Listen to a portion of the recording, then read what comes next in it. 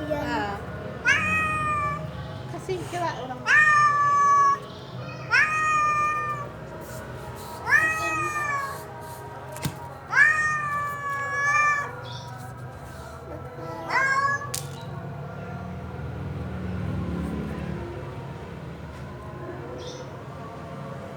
Sampai makan. Jangan deket-deket, Mak. Itu lagi dibilang nanti, Mak.